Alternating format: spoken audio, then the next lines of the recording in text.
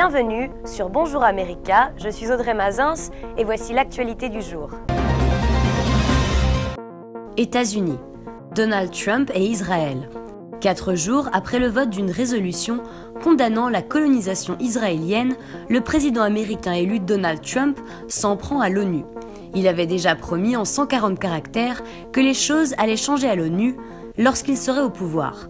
Une allusion à l'abstention américaine qui a permis la résolution condamnant la colonisation israélienne d'être adoptée.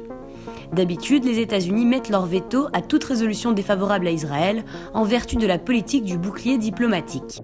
Selon la presse italienne, le gouvernement israélien s'apprêterait à donner son accord pour la construction de 600 nouveaux logements à Jérusalem-Est.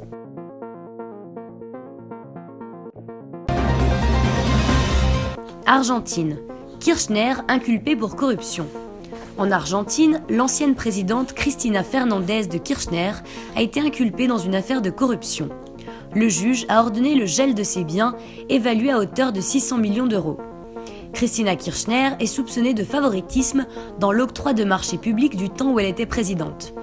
Elle a dirigé le pays entre 2007 et 2015, succédant à son mari, Néstor Kirchner, qui fut président de 2003 à 2007.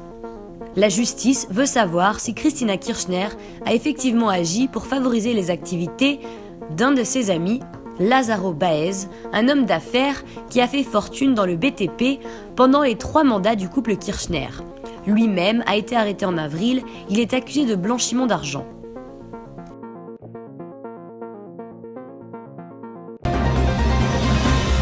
États-Unis, Pearl Harbor. Le Premier ministre japonais Shinzo Abe est arrivé à Honolulu pour une visite de 2 jours au cours de laquelle il se recueillera à Pearl Harbor en compagnie du président américain Barack Obama.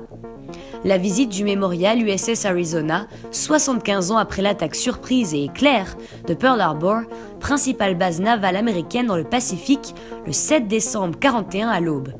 Cette offensive de l'aviation japonaise, préparée pendant des mois dans le plus grand secret, fit plus de 2400 morts et précipita l'entrée des États-Unis dans la Seconde Guerre mondiale.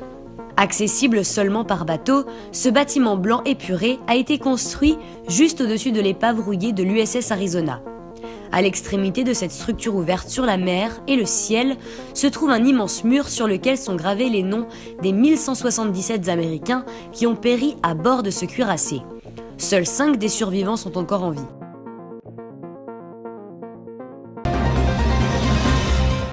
Russie, une boîte noire retrouvée.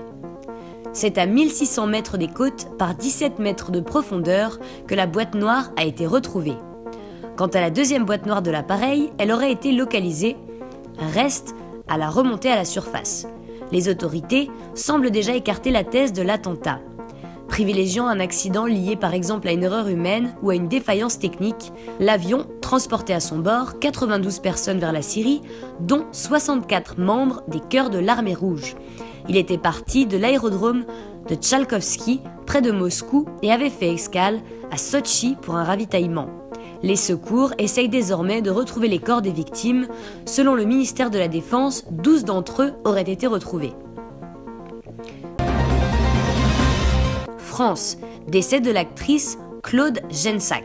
L'actrice Claude Gensac, qui a été 10 fois l'épouse de Louis de Funès au cinéma et qui a tourné plus d'une centaine de films, est décédée à 89 ans dans son sommeil, dans la nuit de lundi à mardi.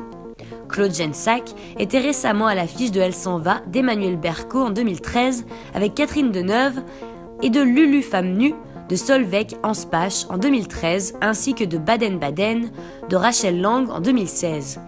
Mais la jolie blonde à la permanente impeccable était surtout connue pour donner la réplique à Louis de Funès, notamment dans la série des gendarmes. Le maréchal des logis Ludovic Gruchot, l'apostrophe des films du Mabiche qui lui a collé à la peau.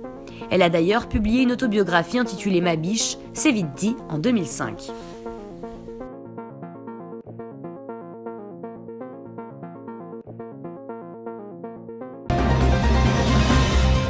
Merci de nous regarder sur Bonjour America, je vous retrouve très bientôt.